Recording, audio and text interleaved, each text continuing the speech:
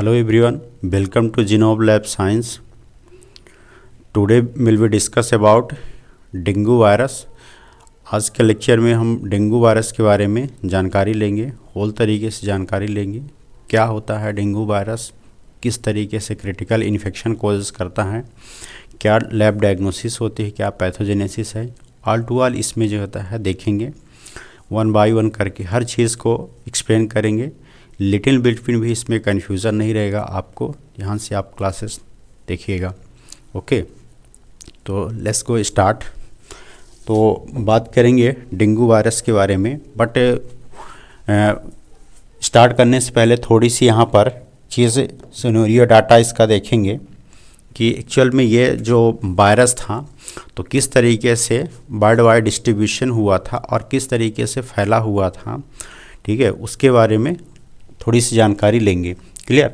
तो यहाँ पर इसकी थोड़ी सी देखेंगे ये कि एपिडेमियोलॉजी कैसे ये स्प्रेड हुआ था, किस तरीके से ये सबसे ज़्यादा फैला हुआ था, इसके बारे में जानेंगे.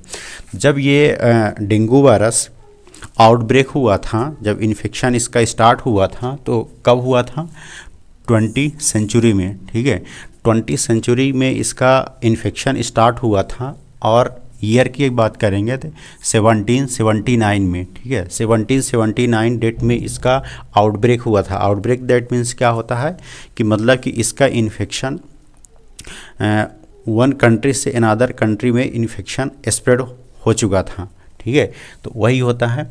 तो जब इसका इन्फेक्शन स्प्रेड हुआ था 20वीं सेंचुरी के लगभग में, तो इसको घोषित कर दिया गया था ग्लोबल प्रॉब्लम के रूप में. ठीक ना, ग्लोबल प्रॉब्लम के रूप में कैसे, मतलब कि इसका सेकंड वर्ल्ड वार हुआ. जब सेकंड वर्ल्ड वार हुआ था उसी कंडीशन में ये इसको ग्लोबल प्रॉब्लम में घोषित किया गया था. और उस कंडीशन में हुआ क्या था, जब इसका इन्फेक्शन फैला हुआ था तो मोर देन 120 कंट्रीज अफेक्टेड हुई थी. ठीक है, मोर देन 120 कंट्री इस डेंगू वायरस से इन्फेक्टेड में ग्रसित हो चुकी थी. ठीक है, जिसमें से मेनली देखा जाए तो south east Asia, south Asia and south Africa. ठीक है ना, ये कंट्री सबसे ज़्यादा इन्फेक्टेड हुई थी डेंगू वायरस से, जिसमें से अगर देखा गया 290 मिलियन से, ठीक है, 390 मिलियन से पीपल से इस वायरस से क्या हुए थे, ग्रसित हुए थे. सबसे ज़्यादा इन्फेक्शन फैला हुआ था तो इससे ग्रसित हुए थे. और उस कंडीशन में हुआ क्या था, जब ये इस पेशेंट को हॉस्पिटलाइजेशन किया गया तो अप्रोक्सीमेट, जिसमें से मतलब कि 390 मिलियन लोग इससे इन्फेक्टेड हुए थे. जब इसको हॉस्पिटलाइज किया गया उन पर्सन को वन बाय करके, तो जिसमें से 40,000 के लोग पीपल्स क्या हुए थे, डाई हो चुके थे, मर चुके थे. ठीक है, उस कंडीशन में. और ये जो वायरस होता है, तो वायरस से डेंगू वायरस जो होता है कौन से डिजीज़ कॉज करता है, डेंगू फीवर कॉज करने का काम करता है. ठीक है, और इसको जब डिस्कवर कर रहे होंगे साइंटिस्ट, तो उस कंडीशन में जब इसका एक प्रोनाउंसिएशन लिए थे जिसका नाम दिया था यहाँ पर डेंगी, तो डेंगी पहले इसको बोला गया, देन इसके बाद इसको डेंगू वायरस में जब इस कैटेगरी में रखा गया तो पता चला कि ये डेंगू वायरस हैं. क्लियर. तो इस तरीके से इसको बताया गया.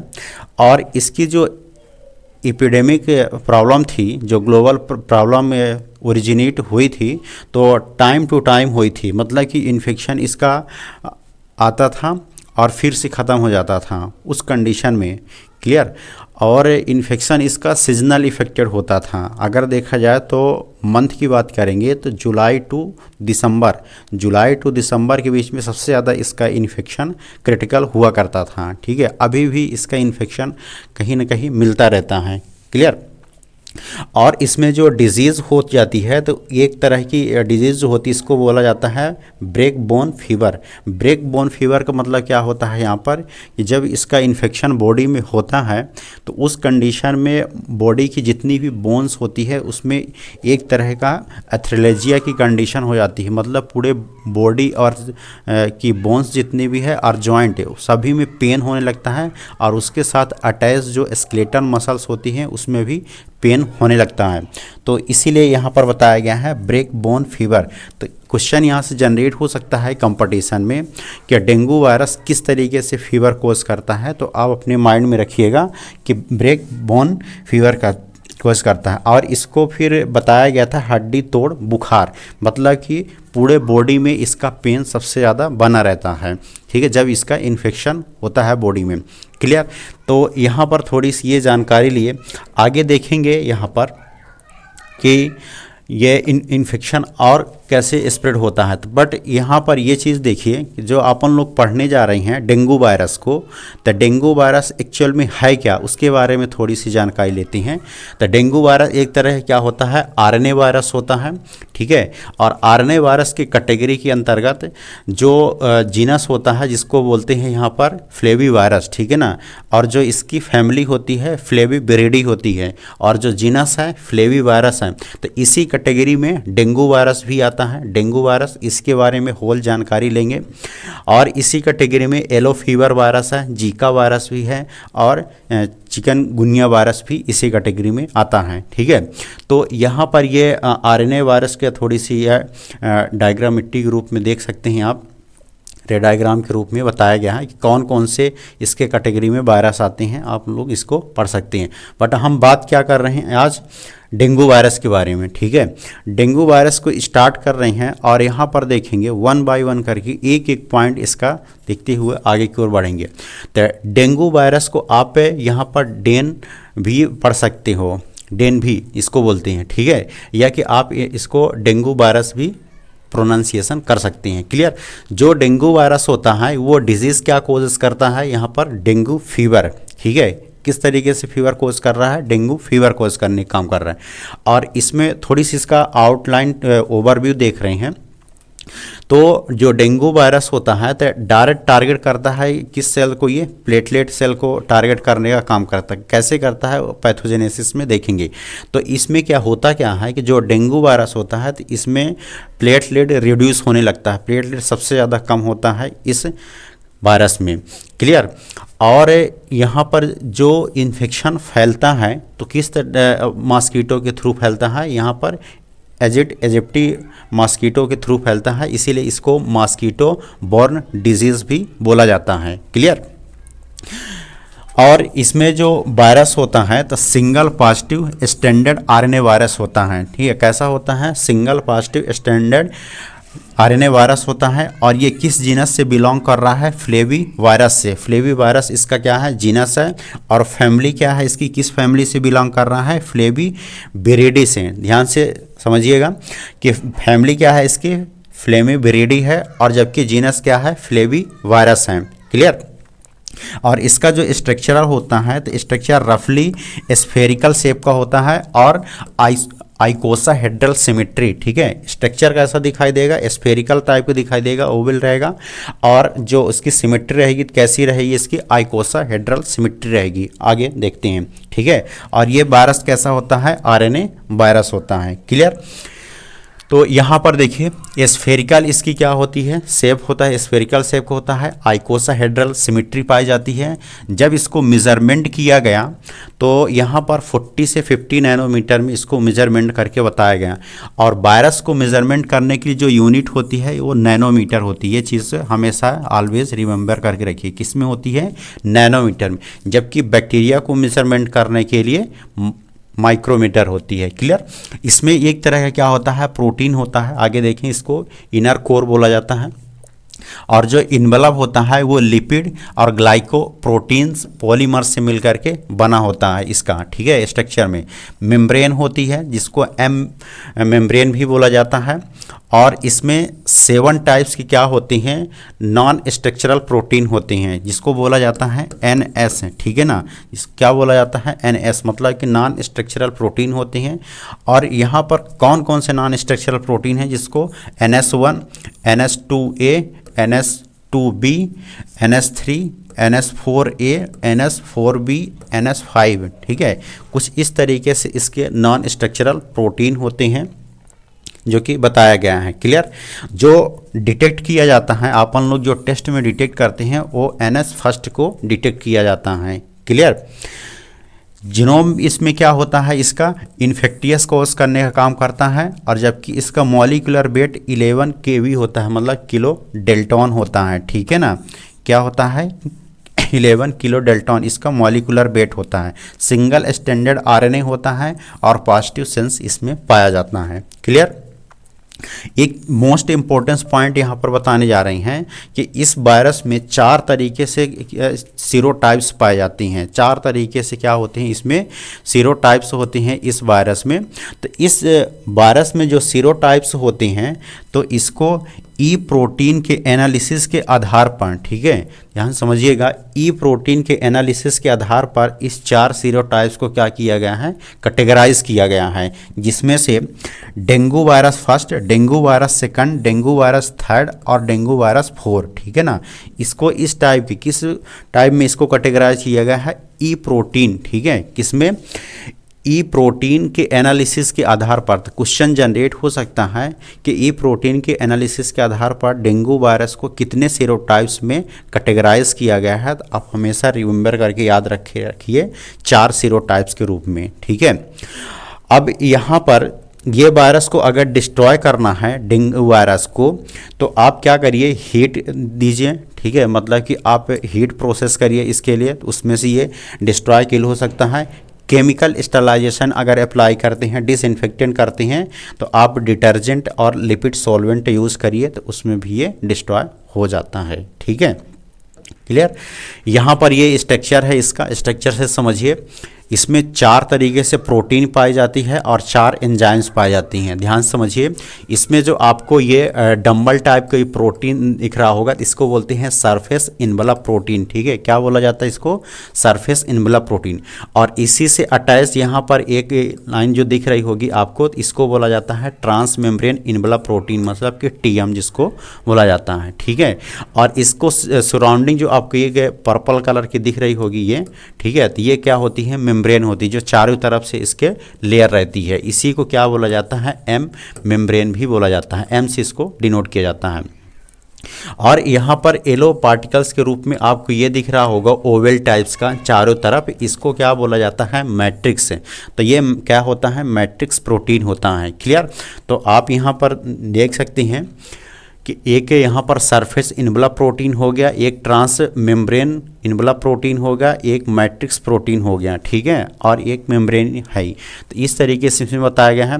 और इसमें 4 तरीके से एंजाइम्स भी पाए जाते हैं। ध्यान से समझिए इसमें कि एक इंटीग्रेट एंजाइम्स होता है जिसको आईएन बोला जाता है, रिवर्स ट्रांसक्रिप्टेज एंजाइम्स है, प्रोटीएज है, सॉरी 3 इसमें एंजाइम्स पाए जा रहे हैं और 3 प्रोटीन पाए जा रहे हैं। हमने थोड़ी उल्टा बोल दिया, रियली सॉरी। तो यहाँ पर 3 तरीके से प्रोटीन है, एक मैट्रिक्स प्रोटीन होता है, एक ट्रांस मेम्ब्रेन इनवलप प्रोटीन है और एक सरफेस इनवलप प्रोटीन है। 3 प्रोटीन है और 3 एंजाइम्स है, इंटीग्रेस है एंजाइम्स होता है, ट्रांसक्रिप्टेज और प्रोटीएज, ठीक है। कुछ इसको इस तरीके से डिनोट किया जाता है, आयन से इंटीग्रेज होता है, और रिवर्स ट्रांसक्रिप्टेज को आरटी बोला जाता है, प्रोटीएज को पीआर बोला जाता है। कुछ इस तरीके से आप इसमें स्ट्रक्चर को पहचान सकते हैं। ये आपको इस टाइप का अगर दिख रहा है तो ये प्रोटीएज है, ओवल टाइप के येलो जो दिख रहा होगा ये रिवर्स ट्रांसक्रिप्टेज एंजाइम्स है, ठीक है। और यहाँ पर जो इसमें अटैच होता है तो इसको बोला जाता है इंटीग्रेज एंजाइम, ठीक है। और इसमें आपको ये सिंगल 2 स्टैंडर्ड दिख रहे होंगे, ठीक है ना। तो इसी को बोला जाता है आरएनए जीनोम, या कि बाउंड बाय द न्यूक्लियोकैप्सिड, ठीक है ना। यही होता है सिंगल स्टैंडर्ड आरएनए। क्लियर। कुछ इस तरीके से इसमें बताया गया है स्ट्रक्चर के रूप में। आगे देखेंगे, होप सो आपको ये चीज़ समझ में आया होगा कि इसका स्ट्रक्चर क्या होता है, कितने प्रोटीन्स होते हैं और कितने एंजाइम्स होती हैं। यहाँ से क्वेश्चन जनरेट होता है, तो ये चीज़ को ध्यान रखिएगा। क्लियर। ट्रांसमिशन की अगर हम बात करेंगे यहाँ पर कि ये इन्फेक्शन किस तरीके से स्प्रेड करता है, मतलब कि अगर किसी पर्सन को इन्फेक्शन हुआ है तो अनदर को कैसे हो सकता है, किसके ज़रिए से होता है, ये चीज़ को समझिए। तो ये जो इन्फेक्शन मेनली स्प्रेड करता है, तो एक तरह का यहाँ पर मॉस्किटो होता है जिसको बोला जाता है फीमेल एडिस एजिप्टिक मॉस्किटो, ठीक है ना। इसी के थ्रू सबसे ज़्यादा फैलता है। ठीक है, ये चीज़ को हमेशा आप रिमेंबर रखिए क्या यहाँ से क्वेश्चन हर बार जनरेट हुआ है। ठीक है, कि डेंगू वायरस किस वेक्टर या कि किस ट्रांसमिशन के थ्रू फैलता है। क्लियर, ये चीज़ को समझ के रखिए। और भी इसके लिए रिस्पॉन्सिबल होते हैं, जिसमें से पहला जो मोस्ट इम्पोर्टेंस और कॉमन होता है फीमेल एडिस एजिप्टिस होता है, जो कि इसको हम टाइगर मॉस्किटो भी कहते हैं। टाइगर मॉस्किटो क्यों कहा जाता है? क्योंकि इसके जो स्ट्रक्चर के ऊपर, ठीक है, सरफेस पे, इसके सरफेस पे क्या होता है, ब्लैक एंड वाइट का एक पैचेस या कि स्पॉट पाया जाता है। आप देख सकते हैं इसमें ब्लैक और वाइट दो तरह का है। जिस तरीके से टाइगर में पाया जाता है उसी तरीके से इसमें भी ब्लैक और वाइट इस पैचेस या कि स्पॉट पाया जाता है, इसीलिए इसको टाइगर मॉस्किटो भी कहा जाता है। क्लियर, ये चीज़ आप इसमें देख सकते हैं। और भी जो इन्फेक्शन फैला सकते हैं जो कि लेस कॉमन होते हैं। कैसे होते हैं? Less common. सबसे ज़्यादा इन्फेक्शन यही फैलाता है और इसी को इसमें रिकॉग्नाइज किया गया। और जो लेस कॉमन इन्फेक्शन फैलाते हैं जिसमें से एडिस एल्बोपिक्टस होता है, एडिस पोलिनेसियसिस होता है, एडिस क्यूटिलेरिस हैं। ठीक है, क्यूटिलेरिस ये भी क्या होते हैं, इन्फेक्शन फैला सकते हैं, बट रेयर में इन्फेक्शन फैलाते हैं और बहुत ही लेस होते हैं। क्लियर, ये चीज़ समझिए। अब ये इन्फेक्शन स्प्रेड कैसे हो रहा है, ये चीज़ को समझिए। ये तो आप देख लिए कि कौन कौन से वेक्टर होते हैं।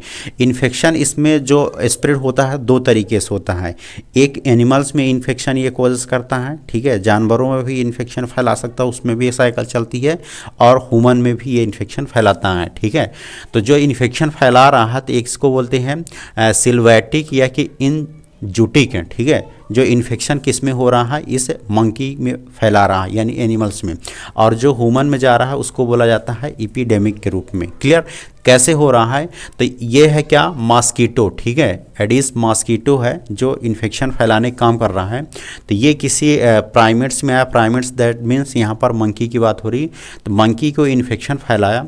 अब ये मॉस्किटो से ये मंकी इन्फेक्शन से ग्रसित हो गया, तो अब दूसरा कोई हेल्दी मॉस्किटो आएगा, फिर से इसको बाइट करेगा और यहाँ से ब्लड को सक करेगा। ठीक है, और अपना जो सलाइवा में इसके प्रेजेंट होगा इन्फेक्शन उसको इसमें इंसर्ट करेगा, फिर से यहाँ से इन्फेक्शन लेगा ये वाला मॉस्किटो, और फिर से ये हेल्दी प्राइमेट्स को इन्फेक्शन फैला देगा। तो कुछ इस तरीके से इसमें इन्फेक्शन फैलाता है।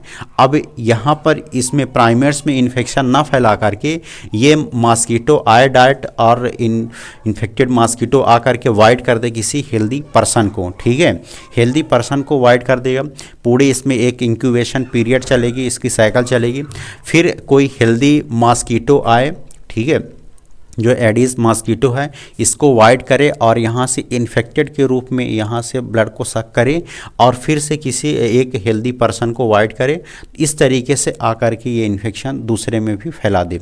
ठीक है, तो जो मतलब कि ये साइकिल चल रही है, तो एक मॉस्किटो और ह्यूमन, ठीक है, और कहीं नहीं चल रही है, सिर्फ मॉस्किटो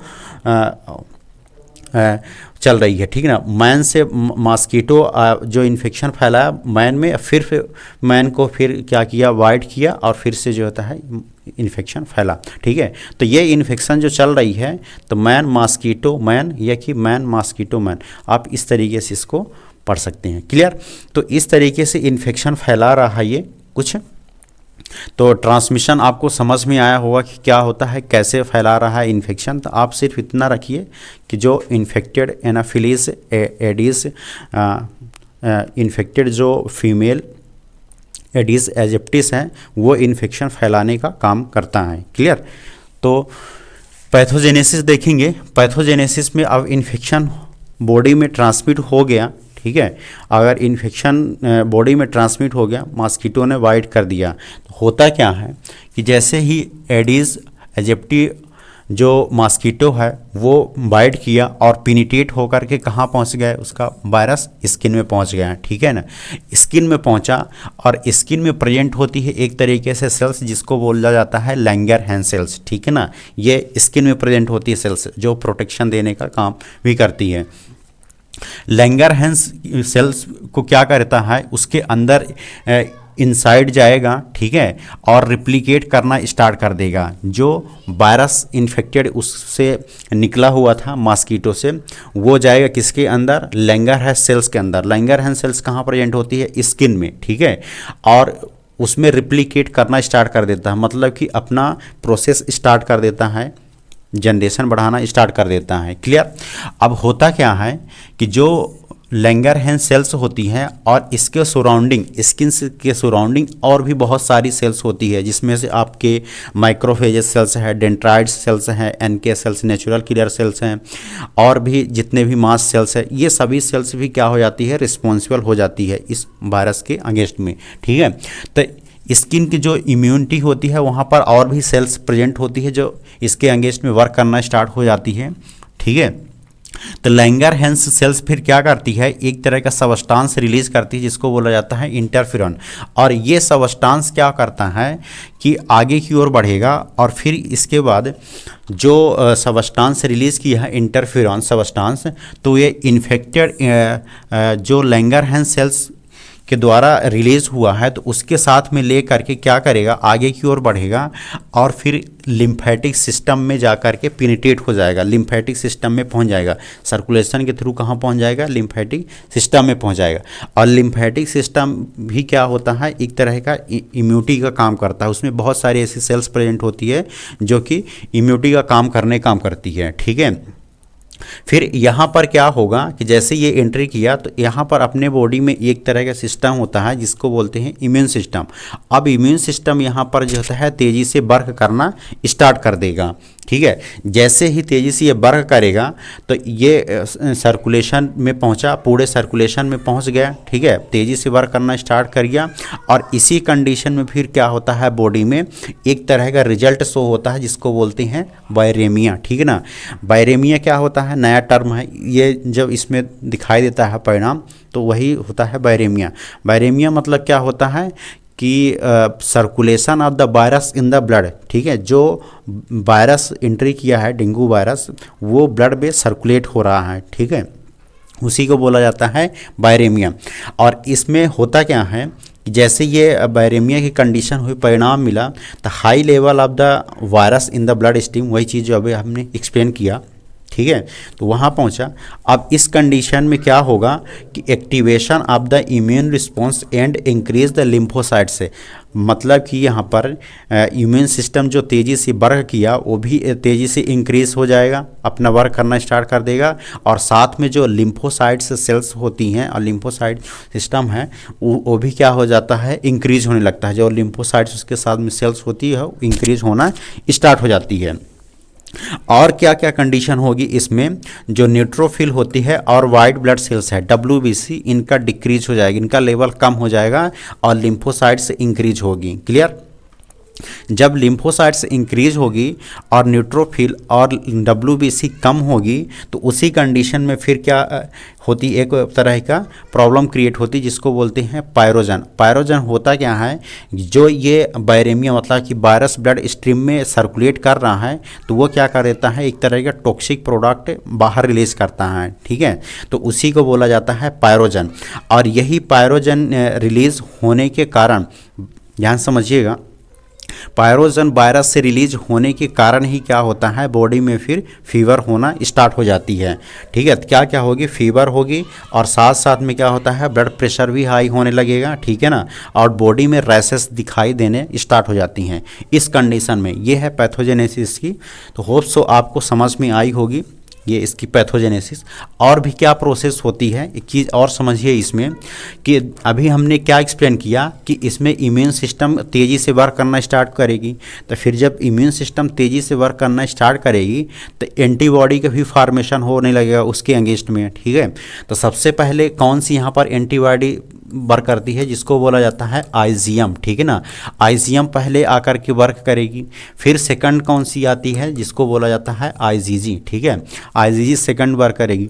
तो होता क्या है, जैसे ही डेंगू वायरस में एंटीबॉडी का फॉर्मेशन हुआ ये वाली प्रोसेस में, ठीक है, इस वाली प्रोसेस में, तो फिर जब उसका री इन्फेक्शन होगा बॉडी में, दोबारा जब इन्फेक्शन होगा तो उसमें कंडीशन क्या होती है कि augmentation of the virus multiplication, मतलब कि वायरस का फिर दोबारा मल्टीप्लिकेशन स्टार्ट हो जाता है, ठीक ना। ऑगमेंटेशन का मतलब होता है तेज़ी से, मतलब कि इनलार्जमेंट, वृद्धि के रूप में क्या करेगा, मल्टीप्लिकेशन स्टार्ट हो जाएगा। तो दो प्रोसेस यहाँ पर होगी, एक तो परमिएबिलिटी इंक्रीज हो जाएगा वस्कुलर का है, मतलब कि जो जहाँ पर ब्लड का सर्कुलेशन हो रहा है वस्कुलर में, तो वहाँ पर परमिएबिलिटी होने लगी। परमिएबिलिटी का मतलब क्या हो जाता है कि कैपिलरीज वगैरह वहाँ पर लीकेज होने लगती है, ठीक है। और सेकंड क्या होती है प्रोसेस, प्लेटलेट रिड्यूस होने लगता है, प्लेटलेट भी कम होने लगता है।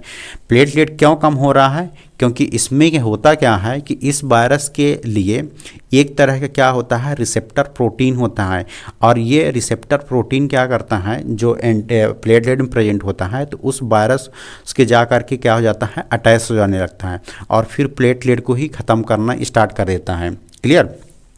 तो इंक्रीज वस्कुलर परमिएबिलिटी में क्या होगा, फिर आगे प्लाज्मा लीकेज हो जाएगा, जो कैपिलरीज होगी वो भी लीकेज हो जाएगा, और हाइपोवोलेमिया की कंडीशन हो जाएगी। हाइपोवोलेमिया कंडीशन मतलब क्या होती है कि जो कैपिलरीज में ब्लड का सर्कुलेशन होने लगता है, तो वहाँ पर क्या हो जाती है, नेरो होने लगती है, ठीक है, और नेरो होने लगती है, और साथ में ब्रेकेज होकर के बाहर इसका फ्लूइड निकलने लगता है इस कंडीशन में। और इधर जब प्लेटलेट का रिड्यूस हुआ तो कोगुलोपैथी की कंडीशन हुई, और कोगुलोपैथी के बाद फिर क्या होता है, डिससेमिनेटेड इंट्रावस्कुलर कोगुलेशन, जिसको बोला क्या जाता है यहाँ पर DIC, ठीक है। डिससेमिनेटेड इंट्रावस्कुलर कोगुलेशन में क्या होता है कि बॉडी में ब्लड का थक्का जमने लगता है, क्लॉटिंग होने लगती है, ठीक है ना, वेसल्स में जाकर, और सेवियर ब्लीडिंग होगी, सेवियर ब्लीडिंग होने लगती है, नोज से ब्लीडिंग होने लगती है, स्किन रेसेस से ब्लीडिंग होने लगती है। आगे देखेंगे इसके लिए एक टर्निकेट यूज टेस्ट भी किया जाता है, कैसे करते हैं ये सब चेक किया जाता है इसमें, ठीक है। तो नोज से ब्लीडिंग भी होने लगती है इस कंडीशन में, और इसका अगर प्रॉपर तरीके से ट्रीटमेंट नहीं किया गया तो फिर ये डेथ भी लीड कर सकता है। क्लियर।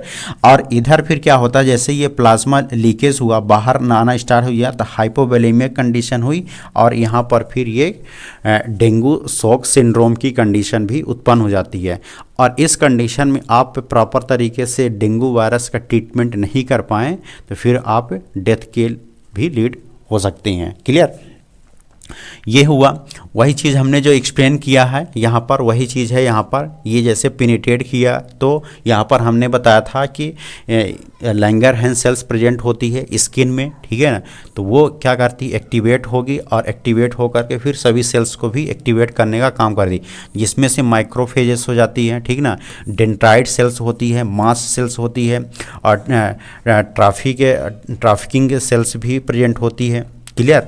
तो इस तरीके से ये सभी सेल्स आकर के यहाँ पर वर्क करने का काम करती थी। क्वेश्चन जनरेट हो सकता है यहाँ से कि डेंगू की कंडीशन में कौन कौन सी सेल्स ऐसी हैं कि जो आकर के अपना रोल प्ले करती हैं। क्लियर।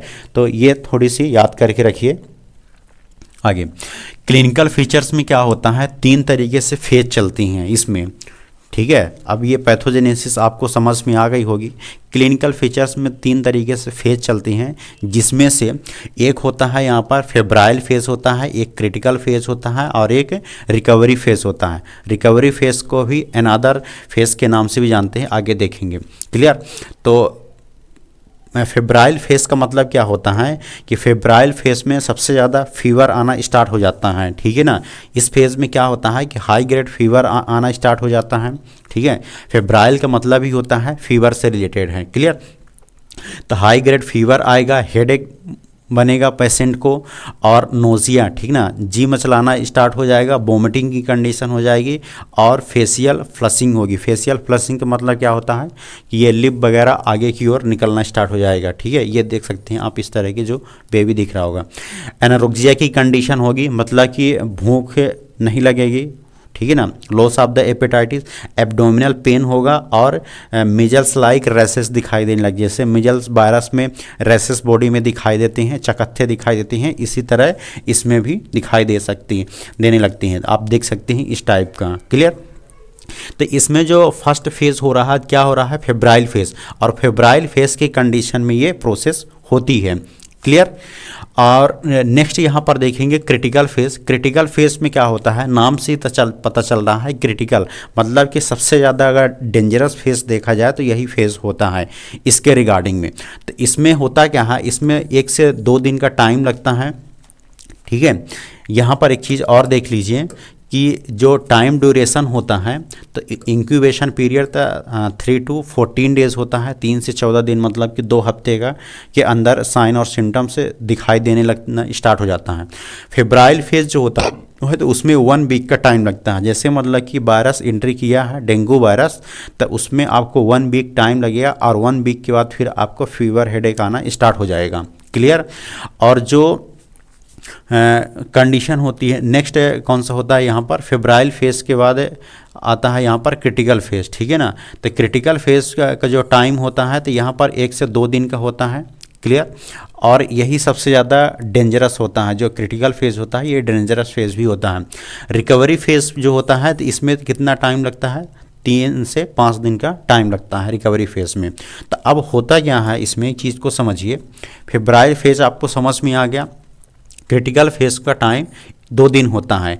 और इसी फेज में सबसे ज़्यादा प्रॉब्लम क्रिएट होती है, जो कैपिलरीज होती है रिफिल टाइम होने लगता है उसमें, मतलब कि जो कैपिलरीज में सर्कुलेशन हो रहा है और साथ में बैरेमिया की कंडीशन भी है वस्कुलर में, तो कैपिलरीज फटने लगती हैं, ठीक है। और कैपिलरीज जो फटने लगती है तो फिर वही रेसेस बाहर ब्लड आपको स्किन में दिखाई देना स्टार्ट होता, और प्लाज्मा लीकेज हो जाता है, मतलब कि जो फ्लूइड होता है वो भी बाहर निकलने लगता है, ठीक है ना।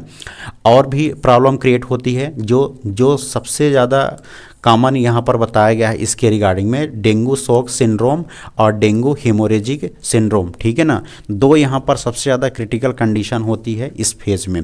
तो क्वेश्चन जनरेट हो सकता है यहाँ से कि डेंगू शॉक सिंड्रोम और डेंगू हेमोरेजिक किस फेज में दिखाई देता है। तो आप अपने माइंड में बना कर रखिएगा इसको कि क्रिटिकल फेज में ये दिखाई देता है। क्लियर। रिकवरी फेज इसी को बोला जाता है कन्वेंशन फेज, ठीक है ना। तो इसमें होता क्या है कि आप अगर इस कैटेगरी में जो क्रिटिकल फेज की कैटेगरी थी, तो इसमें अगर आप पता लगा लिए हैं कि हाँ ये डेंगू वायरस ही है, तो अगर उसका ट्रीटमेंट स्टार्ट कर दिए हैं, तो इस कंडीशन में क्या होता है कि रिकवरी जब होगी तो पेशेंट का जो हेल्थ स्टेटस होगा वो भी इम्प्रूवमेंट होगा, और साथ में उसको वीकनेस भी लगेगी कुछ वीक्स तक है, ठीक है ना, रिकवरी फेज की कंडीशन में। तो ये 3 तरीके से इसमें फेज होते हैं। क्वेश्चन ऐसे भी जनरेट हो सकता है कि डेंगू की कंडीशन में कितने फेज होते हैं, ठीक है। 4 ऑप्शन दे देगा और आपको बताना पड़ेगा। तो 3 फेज अपने माइंड में बना के रखिए। 2 इसमें फॉर्म होते हैं जो क्रिटिकल फेज होता है, ठीक है। तो इसमें जो 2 तरीके से फॉर्म निकलते हैं, मतलब कि तो उसको कैसे आप पहचानेंगे कि ये डेंगू शॉक सिंड्रोम का फॉर्म है ये कि डेंगू हीमोरेजिक का है। तो इसमें जो कंडीशन होती है, जो प्रोसेस उत्पन्न होती है, किस तरीके से होती है। तो डेंगू का इन्फेक्शन हुआ, क्रिटिकल फेज पहुंचा, तो उस कंडीशन में अगर आपको सिम्टम्स दिखाई दे भी सकता है और सिम्टम्स नहीं भी दिखाई दे सकता है, मतलब कि ये सिम्टोमेटिक कंडीशन होती है और सिम्टोमेटिक है। ये सिम्टोमेटिक का मतलब क्या होता है कि डेंगू बॉडी में तो एंट्री किया है बट उसका इन्फेक्शन दिखाई नहीं दे रहा, उसको क्या बोलेंगे आप, ये सिम्टोमेटिक है। और सिम्टोमेटिक का मतलब क्या होगा कि सिम्टम्स दिखाई देना स्टार्ट हो जाता। तो इसमें 3 तरीके से होगा, एक अनडिफरेंशिएटेड फीवर होगा, एक डेंगू फीवर होगा और एक डेंगू हीमोरेजिक फीवर होगा। तो अनडिफरेंशिएटेड फीवर का मतलब क्या होता है कि डेंगू वायरस एंट्री तो कर लिया है, मतलब बॉडी में गया है, बट उसका आप फीवर आइडेंटिफाई नहीं कर पाएंगे कि ये डेंगू वायरस का फीवर है या किसी अनदर बैक्टीरिया वायरस का इन्फेक्शन का फीवर है। क्लियर। तो उससे आप पता नहीं लगा पाएंगे। फिर आगे की ओर बढ़ेंगे, जब डेंगू फीवर होगा तो 2 तरीके से कंडीशन होगी, एक विदाउट हीमोरेजी होगी और एक हीमोरेजिक कंडीशन होगी। हीमोरेजिक का मतलब क्या होता है, स्किन में क्या होगा कि रैसेस होंगे और उसी में छोटे छोटे आपको चकत्ते दिखाई देंगे, रेड कलर का हैं, और उसी में ब्लड का फिलअप भी रहेगा। क्यों? क्योंकि कैपिलरीज लीकेज हुआ है उस कंडीशन में। और डेंगू हेमोरेजिक में भी दो होते हैं, एक विदाउट शॉक होता है और एक डेंगू शॉक सिंड्रोम होता है। क्लियर? तो आपको समझ में आ गया होगा कि डेंगू हेमोरेजिक फीवर के अंतर्गत ही डेंगू शॉक सिंड्रोम को रखा गया है।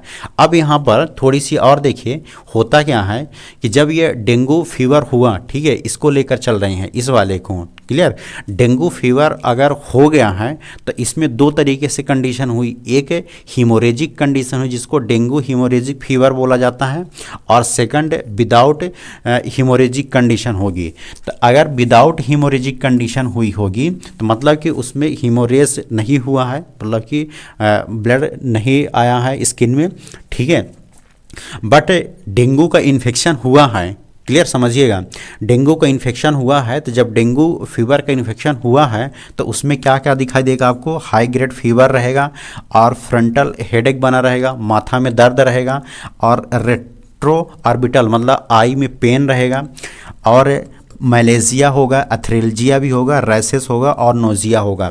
मलेजिया और एथ्रेल्जिया का मतलब ये होता है कि मलेजिया का मतलब यहाँ पर ये होता है कि मसल्स में दर्द रहेगा, और एथ्रेल्जिया का मतलब होता है कि जॉइंट में पेन बना रहेगा, ठीक है ना, जॉइंट में दर्द रहेगा। ये कंडीशन किस में हो सकती है? आपको विदाउट हीमोरेज की कंडीशन में होगी। अगर यहाँ पर हीमोरेजिक हुआ है तो इसमें भी दो तरीके से कैटेगराइज करके बताया गया है, एक विद शॉक सिंड्रोम बताया गया है और एक विदाउट शॉक सिंड्रोम बताया गया है। क्लियर? तो अगर उसको शॉक सिंड्रोम आया है, झटका आ रहा है उस पेशेंट को, बेबी को, बच्चे को, जिसको भी इन्फेक्शन हुआ है, तो उस कंडीशन में क्या होता है कि पल्स वीक और रैपिड पल्स होगी, मतलब कि उसकी पल्स आप चेक करेंगे, ठीक है, तो कभी वीक भी आपको मिल सकती है, कभी रैपिड भी मिल सकती है, इस तरीके से इस कंडीशन में होगी। और नेरो पल्स प्रेशर भी देखने को मिल सकता है इसमें, ठीक है। कोल्ड बना रहेगा, ठंड आएगा, और clumpy skin and restless feel करेगा। क्लम्पी स्किन का मतलब क्या होता है कि चिपचिपी स्किन बनी रहेगी, पसीना निकलेगा, ये सभी प्रोसेस होगी इसमें, ठीक है। और विदाउट शॉक सिंड्रोम में होगा क्या कि इसमें थ्रम्बोसाइटोपिनिया की कंडीशन होगी। थ्रम्बोसाइटोपिनिया मतलब कि decrease level of the platelet level decrease हो जाएगा, हीमोरेजिक मैनिफेस्टेशन देखने को मिलेगा, और इंक्रीज मस्कुलर परमिएबिलिटी मिलेगी, मतलब कि कैपिलरीज लीकेज या कि रिफिल देखने को मिलेगी। क्लियर? तो ये इस तरीके से इसकी कुछ दो फॉर्म होती हैं जिसमें बताया गया है ये, एक यहाँ पर डेंगू शॉक सिंड्रोम को बताया गया है और एक डेंगू हीमोरेजिक सिंड्रोम को। होप सो आपको ये चीज़ इसकी पैथोजेनेसिस समझ में आई होगी। क्लियर तरीके से हमने वन बाय वन करके एक एक पॉइंट एक्सप्लेन किया है।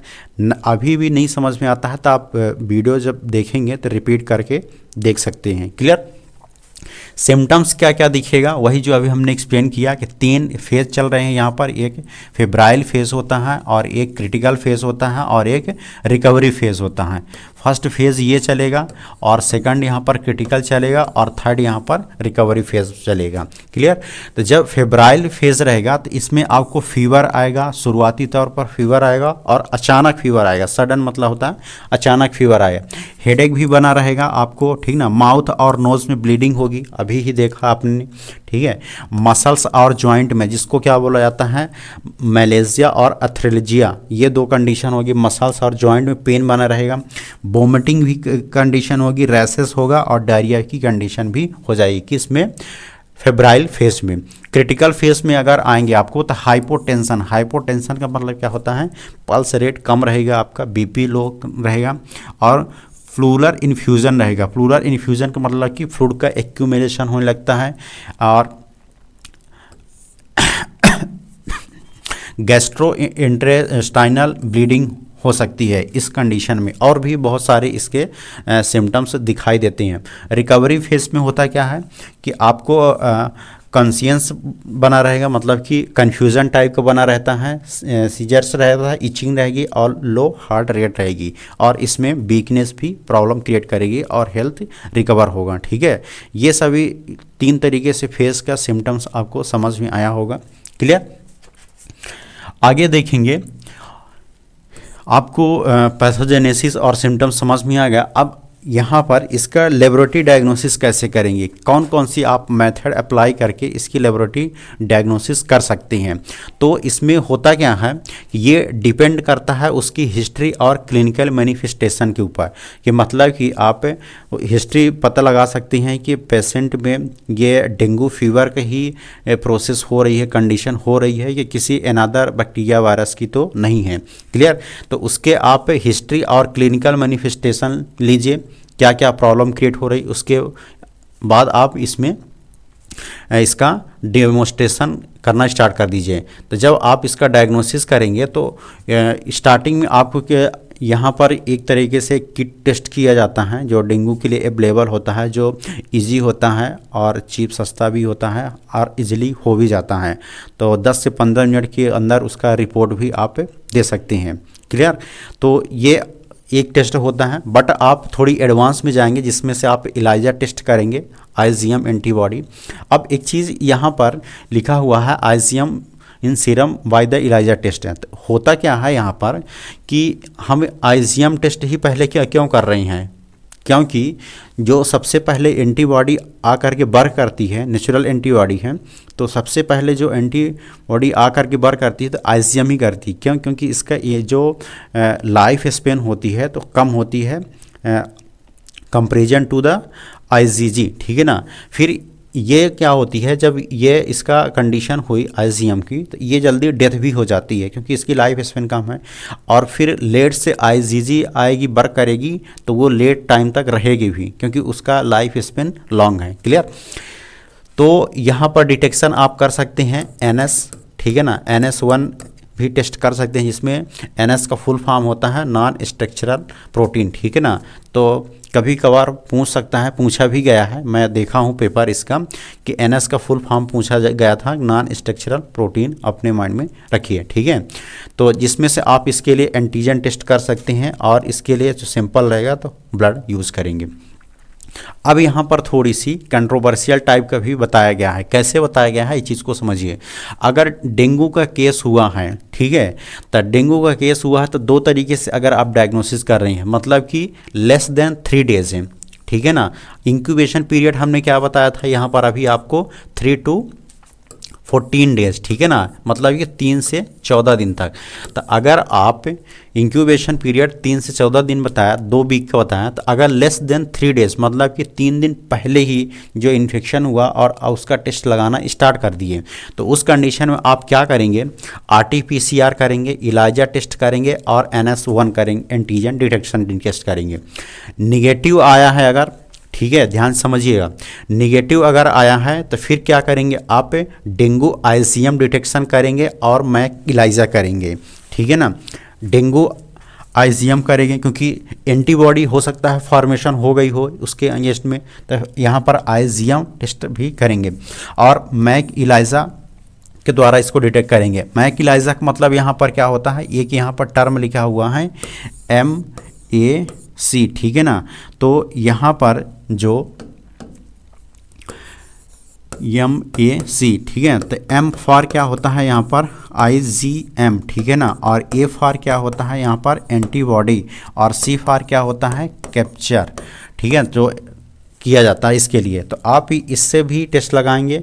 इसमें भी क्या होता है, अगर निगेटिव आ रहा है तो फिर फर्दर क्या करेंगे आप, ठीक है, इसमें भी निगेटिव आया है तो फिर इसको रिपीट करेंगे, इस टेस्ट को आप फिर से रिपीट करेंगे, आईजीएम टेस्ट को डिटेक्शन करने के लिए रिपीट करेंगे। उसमें भी फिर निगेटिव आया, 2 बार करेंगे, ध्यान समझिएगा, 2 बार करेंगे, जो उसमें भी निगेटिव आया है तो फिर आप क्या करेंगे, उस पेशेंट को आप निगेटिव रिपोर्ट लिख करके दे देंगे। ठीक है ना, कि डेंगू से ये ग्रसित नहीं है। अब दोबारा क्या होगा कि अगर मोर देन 3 डेज, ठीक है ना, अगर मोर देन 3 डेज अगर आप उसका डिटेक्शन करना स्टार्ट किए हैं तो उस कंडीशन में क्या करेंगे, आप आईजीएम डिटेक्शन टेस्ट करेंगे डेंगू के लिए। क्यों? क्योंकि यहाँ पर आप RT-PCR कर रहे थे, ठीक है ना, और इलाइजा और NS1 कर दिए थे, फिर आपको इसमें डिटेक्शन नहीं हुआ, तो अब यहाँ पर मोर देन 3 डेज करेंगे। क्यों? क्योंकि हो सकता है आईजीएम एंटीबॉडीज़ बन गई होगी, तो आईजीएम एंटीबॉडी आप डिटेक्ट करेंगे, निगेटिव आएगा तो फिर आप NS1 इलाइजा टेस्ट करेंगे, उसमें भी अगर निगेटिव आया तो फिर आप क्या करेंगे, उसमें भी यार निगेटिव आया तो आप क्या करेंगे, निगेटिव रिपोर्ट लिख करके दे देंगे।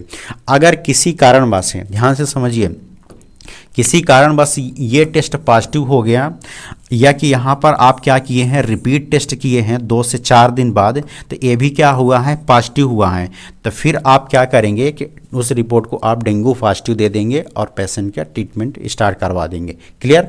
अब इधर साइड में मोर देन 3 डेज में अगर आप डिटेक्शन करना स्टार्ट किए तो पहले आप IgM टेस्ट करें, निगेटिव आया तो निगेटिव रिपोर्ट दे दें। इन केस पॉजिटिव आ गया जब आप NS1 और एलाइजा टेस्ट किए तो फिर आप उस कंडीशन में पॉजिटिव टेस्ट दे सकते हैं। ठीक है ना।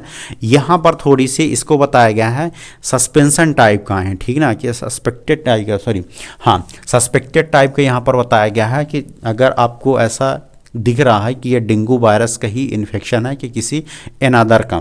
क्लियर। आगे देखिए, यहाँ पर जब आप लेबोरेटरी डायग्नोसिस करेंगे क्या क्या इसमें मेथड अप्लाई कर सकते हैं, वायरस आइसोलेशन कर सकते हैं, वायरस का आइसोलेशन करके जीनोम डिटेक्शन कर सकते हैं जिसमें से RT-PCR, एंटीजन डिटेक्शन कर सकते हैं IgM और IgG की, और सीरोलॉजिकल डायग्नोसिस भी कर सकते हैं। सेकंड मेथड अप्लाई करेंगे यहाँ पर सपोर्टिव इन्वेस्टिगेशन। तो यहाँ पर देखिए क्लियर तरीके से जब आप वायरल का आइसोलेशन करेंगे तो वायरस का आइसोलेशन आप यहाँ पर, जैसे हमने बैक्टीरिया पढ़ा रहा था अभी, ठीक है ना, रिसेंटली क्लासेस चल भी रही है जीनोम लैब साइंस में, तो बैक्टीरिया के लिए क्या करते हैं कि आप एक तरीके से आर्टिफिशियल या कि जो रूटीन ऑर्डिनरी मीडिया होता है यूज़ करती हैं, ठीक है ना, उसी को बोला जाता है इनएमिनेट मीडिया। क्या बोला जाता है, यहाँ पर बता रहे हैं आपको, इन एमिनेट मीडिया, ठीक है ना। इन एमिनेट मीडिया का मतलब क्या होता है, ये चीज़ को समझिए। इन एमिनेट मीडिया का मतलब क्या होता है, डेड सेल मीडिया, मतलब कि जो मीडिया तैयार कर रहे हैं और जिसमें हम बैक्टीरिया को ग्रो करवा रहे हैं उसी को बोला जाता है इन एमिनेट मीडिया, मतलब कि dead cell media. But virus की कंडीशन में ऐसा नहीं होता है। वायरस की कंडीशन में आप जो ऑर्डिनरी रूटीन मीडिया यूज़ कर रहे हैं तो उससे आपको वायरस को कल्टीवेशन और ग्रो नहीं करवा सकते। इसके लिए क्या किया जाता है, जो लाइव सेल्स होती हैं, ठीक है ना, या कि एनिमल्स वगैरह में क्या करते हैं, इंजेक्ट करके ग्रो करवाते हैं वायरस का आइसोलेशन। तो यहाँ पर आप कल्चर मॉस्किटो सेल्स यूज़ कर सकते हैं या कि मेमोलियन सेल्स भी यूज़ कर सकती हैं। और वायरस की आइसोलेशन के लिए 2 सेल्स आपको बता रहे हैं, हमेशा याद करके रखिएगा, ठीक है। एक होती है बीरो सेल, ठीक है ना, बीरो सेल भी इस आइसोलेशन के लिए यूज़ किया जाता है वायरस को आइसोलेशन के लिए, और एक होती है हेपा सेल, ठीक है ना, हेपा सेल भी यूज़ किया जाता है। और हेपा सेल्स में आप हेपा 1 और हेपा 2 भी यूज़ कर सकते हैं। क्लियर। तो कोई इस तरीके से आप वायरस का आइसोलेशन कर सकते हैं। और जीनोम डिटेक्शन करेंगे तो आप नेस्टेड RT-PCR कर सकते हैं, सिंगल स्टेप RT-PCR कर सकते हैं, और नासवा असे भी कर सकते हैं न्यूक्लिक एसिड एम्प्लीफिकेशन करके। क्लियर। तो इस तरीके से आप इसका डिटेक्शन कर सकते हैं। एंटीजन डिटेक्शन में आप, ठीक है ना, जो IgE है और IgM ये भी आप देख सकते हैं, बट यहाँ पर आपको IgE सबसे मस्ट रहेगा, सॉरी IgM ही मस्ट रहेगा इसके रिगार्डिंग में। और भी यहाँ पर आप नॉन स्ट्रक्चरल प्रोटीन 1 एंटीजन को भी डिटेक्ट कर सकते हैं। क्लियर। सीरोलॉजिकल में आप जाएंगे तो इलाइजा मेथड के द्वारा आप IgM और IgG एंटीबॉडी को डिटेक्ट कर सकते हैं। क्लियर। तो सबसे पहले IgM एंटीबॉडी वर्क कर सकती है, तो अगर ये प्रेजेंट होगी तो पॉजिटिव आ सकता है। फिर लेटर देन IgG होती है तो ये भी अगर प्रेजेंस होगी तो ये भी पॉजिटिव आ सकता है। क्लियर। तो आप इस तरीके से कुछ डिटेक्शन कर सकते हैं मेथड अप्लाई करके। सपोर्टिव इन्वेस्टिगेशन में क्या होता है कि और भी आप क्या क्या मेथड अप्लाई कर सकते हैं, क्या क्या इन्वेस्टिगेशन कर सकते हैं इसके रिगार्डिंग में। क्लियर। तो CBC टेस्ट लगाएंगे तो आपको CBC में क्या देखना पड़ेगा, जो प्लेटलेट होता है, ठीक है ना, प्लेटलेट आपको डिक्रीज मिलेगा। क्यों मिलेगा, अभी पैथोजेनेसिस में देख चुके हैं। मेटाबॉलिक पैनल, ठीक ना, मेटाबॉलिक पैनल में आप SGOT SGPT टेस्ट लगाएंगे तो वो भी आपको एलिवेशन मिल सकता है। सीरम प्रोटीन और एल्बुमिन का लेवल देख सकते हैं, ठीक है ना। लीवर पैनल भी लगा सकते हैं, DIC टेस्ट भी पैनल लगा सकते हैं जिसमें आपको BT-CT ये सभी टेस्ट आ जाते हैं, ठीक है ना। फाइब्रिनोजन ऐसे टेस्ट भी जाता है इसके अंतर्गत। और पेशेंट का अगर इन्फेक्शन किया है यहाँ इन्फ्लूजन कर दिया है, मतलब कि फ्लूइड का एक्यूमुलेशन हुआ है, तो आप चेस्ट एक्सरे भी कर सकते हैं और चेस्ट एक्सरे देख सकते हैं, ठीक है ना। और एसाइटिक फ्लूइड की कंडीशन में इन्फ्लूजन हुआ है तो आप उसमें अल्ट्रासोनोग्राफी देख सकते हैं एब्डोमिनल की, तो कुछ इस तरीके से आपको देखने को मिलेगा। और चेस्ट एक्सरे करेंगे तो यहाँ पर होता क्या है कि एक हिलार लिम्फ नोड होता है, ठीक है ना। हिलार लिम्फ नोड में स्वेलिंग आ जाती है इस कंडीशन में, तो ये भी आप देख सकते हैं, ये कंडीशन होती है। क्लियर। कुछ कैरेक्टरिस्टिक भी फाइंडिंग कर सकते हैं इसमें के रिगार्डिंग में मैंने अभी एक्सप्लेन किया था कि थ्रोम्बोसाइटोपिनिया की कंडीशन होगी, क्यों, क्योंकि इसमें प्लेटलेट काउंट कम हो जाता है। ल्यूकेमिया की भी कंडीशन होगी, याद करिए अभी हमने पैथोजेनेसिस में एक्सप्लेन किया था कि ल्यूकोसाइट WBC कम हो जाती है, ठीक है ना, तो ल्यूकोपीनिया कंडीशन हो सकती है। माइल्ड मॉडरेट SGOT और SGPT भी देखने को मिल सकता है आपको, ठीक है। और पेशेंट में अगर हीमोरेजी की कंडीशन हुई है तो और क्या क्या हो सकता है कि increase the haematocrit level, haematocrit level मतलब कि MCV, ठीक है ना, MCV हीमेटोक्रिट भी PCV, ठीक है ना, PCV यहाँ पर क्या हो सकता है, इसका हीमेटोक्रिट लेवल कम हो सकता है, PCV लेवल कम हो सकता है। क्लियर। और plasma extravasation and third space fluid loss हो सकता है उस कंडीशन में। हाइपोप्रोटीनेमिया की कंडीशन भी देखने को मिलेगी, प्रोटीन कम मिलेगा, ठीक है ना। और प्रोथम्बिन टाइम जो होता है जिसको बोलते हैं PT, ये भी आपको बढ़ा हुआ मिलेगा, ठीक है। और APTT मतलब कि एक्टिवेटेड पार्शियल प्रोथम्बिन टाइम, ये भी आपको बढ़ा हुआ लेवल मिलेगा, ठीक है ना। फाइब्रिनोजन असे टेस्ट करेंगे तो उसमें भी आपको इंक्रीज मिलेगा। क्लियर। कुछ इस तरीके से आप फाइंड आउट कर सकते हैं इस लेबोरेटरी डायग्नोसिस के अकॉर्डिंग। क्लियर। मैनेजमेंट कैसे कर सकते हैं, अगर किसी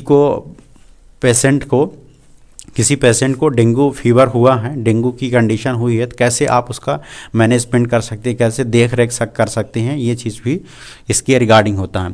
तो इसके लिए बताया गया है कि no specific treatment is available, मतलब कि देखा गया है कि इसके रिगार्डिंग में कोई स्पेसिफिक ट्रीटमेंट अवेलेबल नहीं है, बट कुछ रिसर्च के मुताबिक बहुत सारी इसके रिगार्डिंग में एंटीबायोटिक ड्रग वगैरह भी होती है, IV फ्लूइड भी दिया जाता है। क्लियर। अगर सिम्टोमेटिक कंडीशन हुई है, सपोर्टिव ट्रीटमेंट दे सकते हैं आप, जिसमें से एंटीपायरेटिक ड्रग होती है जो कि फीवर को कम करने के लिए यूज़ की जाती है। अगर उसको फीवर आया है तो उसमें आप फीवर कम कर सकते हैं, ठीक है ना। और कोल्ड एस्पॉन्जी भी कर सकते हैं, मतलब कि उस पेशेंट को फीवर आया है तो उसके आप पसीना पहुँचते रहना चाहिए, ठीक है ना, ये आप इस तरीके से मैनेजमेंट कर सकते हैं। एडिक्वेट बेड रेस्ट से, उसको बेड रेस्ट की ज़रूरत होती है तो बेड रेस्ट भी करवाइए आप।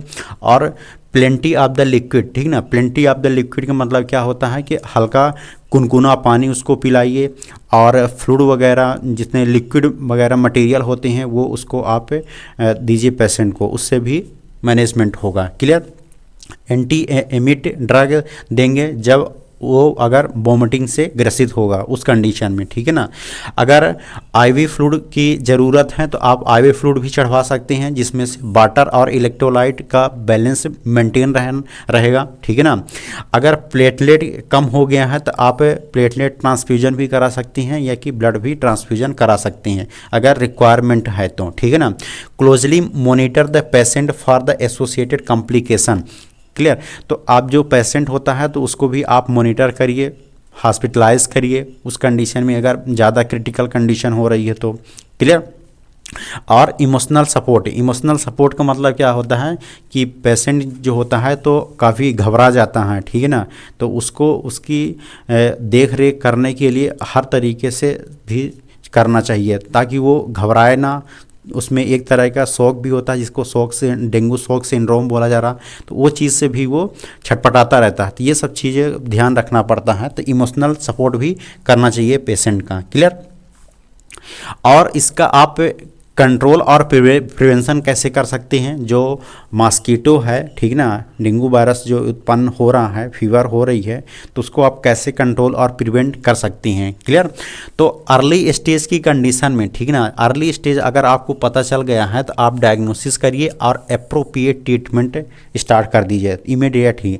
मतलब डायग्नोसिस करिए और डायग्नोसिस करने के बाद पता चल जाए कि हाँ डेंगू फीवर है, तो इमीडिएट उसको अप्रोप्रिएट ट्रीटमेंट स्टार्ट कर दीजिए, ठीक है। और मॉस्किटो को कंट्रोल किया जा सकता है, मॉस्किटो को भी कंट्रोल करना चाहिए, ठीक है ना। अब मॉस्किटो नेट या कि ऑल आउट यूज़ करिए, उससे भी आप बच सकते हैं। और provide information to the public regarding the disease process. मतलब यहाँ पर होता क्या है, चीज़ को समझा देती हैं कि जैसे गांव वगैरह में एजुकेशन की कमी रहती है, ठीक ना, अभी भी बहुत प्रॉब्लम है किसी किसी गांव में, कहीं कहीं बहुत ही ज़्यादा। तो उस कंडीशन में होता क्या है कि उनको पता नहीं रहता है कि प्रिकॉशन कैसे अप्लाई करना है, क्या देख रेख रखना है, इन्वायरमेंट को कैसे क्लीन करके रखना है, ठीक ना। तो जो पब्लिक होती हैं तो उनको भी आप क्या करिए, एजुकेटेड करिए और उनको अवेयर करके बताइए कि इस चीज़ से आप इससे बचिए, ठीक ना। तो कुछ ये तो इस तरीके से आप इन्फॉर्मेशन दे सकते हैं, ठीक है। यहाँ पर 4 यस अपने माइंड में रखिए, ठीक है ना। और 4 यस से आप याद रख सकते हैं क्योंकि कभी कभार पूछ सकता है क्वेश्चन, ठीक है ना। Search and destroy the mosquito breeding sites हैं, मतलब कि आप जहाँ पर मॉस्किटो प्रेजेंट है, मच्छर प्रेजेंट है, तो उस एरिया को देखिए कहाँ पर कितना इन्फेक्शन फैला हुआ है और इसके बाद वहाँ से डिस्ट्रॉय करिए with the help of the foaming वगैरह या कि केमिकल वगैरह का यूज़ करके, ठीक है। और फिर सेकंड यस यहाँ पर है सेल्फ प्रोटेक्शन मेजर करिए, अपने आप को साफ सुथरा बना कर रखिए। नेक्स्ट यहाँ पर क्या है, से नो टू इनडिस्क्रिमिनेटेड फोमिंग, मतलब कि जहाँ पर मॉस्किटो प्रेजेंट है, ठीक है, तो वहाँ पर आप फोमिंग करवाइए पाउडर वगैरह का, तो उससे भी हो सकता है। और आपको पता चल गया है कि इन्फेक्शन इसी का है तो इमीडिएटली ही क्या करिए, आप कंसल्ट करवाइए, सीक अर्ली कंसल्टेशन। 4 यस से आप इसका प्रिवेंशन और कंट्रोल याद कर सकते हैं, क्लियर। और भी देख सकते हैं क्या क्या हो कर सकते हैं आप इसके रिगार्डिंग में। तो कवर कंटेनर, ठीक है ना, जहाँ पर आप पानी वगैरह एक्यूमुलेट करके रख रहे हैं किसी कंटेनर वगैरह में, तो उसको कवर करके रखिए, ठीक है ना। और यूज इंसेक्टिसाइड्स हैं, इंसेक्टिसाइड का मतलब क्या होता है कि जैसे इन्फेक्शन फैला हुआ है मोहल्ले गांव में, तो आप वहां पर इंसेक्टिसाइड करिए, फोमिंग वगैरह छिड़काव करवाए, उससे भी बचा सकते हैं। ब्रीड स्मॉल फिशेस भी कर सकते हैं, ठीक है ना। Throw away water container, throw away water container का मतलब ये होता है कि जो आप कूड़ा वगैरह गार्बेज वगैरह होता है तो उसको घर से या कि किसी दूसरी जगह में उसको स्टोर करके रखवाइए और टाइम टाइम से उसका जो है ट्रीटमेंट करवाते रहिए, क्लियर। और क्लीन ग्लोज्ड ड्रेनेज, ठीक ना, जहाँ पर पानी भरा हुआ है तो उसको भी हमेशा आप क्लीन करके रखिए, ठीक है ना। मॉस्किटो रिपेलेंट भी अप्लाई करिए अगर है तो। और बियर लॉन्ग ब्राइट क्लॉथिंग, लंबे कपड़ा भी पहनिए, मतलब कि स्किन खुली नहीं रहनी चाहिए उस कंडीशन में, ठीक है ना। और मॉस्किटो सेटअप ट्रे भी लगा सकती हैं, ठीक है। नेटिंग भी यूज़ कर सकते हैं बचने के लिए, और आप विंडो को भी क्लोज करके रख सकते हैं। ये बहुत सारे नहीं याद करना है आपको, थोड़ी बहुत ही अपने माइंड में रखिए, ये सब रूटीन की चीज़ें हैं, हमेशा याद रहती हैं। तो ये प्रिवेंशन और कंट्रोल आप अप्लाई करके आसपास के इन्वायरमेंट को क्लीन करके भी आप बच सकते हैं, क्लियर। तो ये चीज़ें हैं यहाँ पर। तो होप सो आपको क्लासेस से समझ में आई होगी। अगर यहाँ पर नहीं भी समझ में आता है एक बार में तो आप रिपीट वीडियो देखिए। अगर आपके माइंड में किसी प्रकार का और भी क्वेश्चन जनरेट होता है तो आप कमेंट करके हमको बताइए कि किस तरीके से आप यहाँ से क्वेश्चन आपके माइंड में जनरेट हुआ है, हम उसको इजीली तरीके से आपको रिप्लाई देने की ट्राई करेंगे, क्लियर। तो थैंक यू सो मच।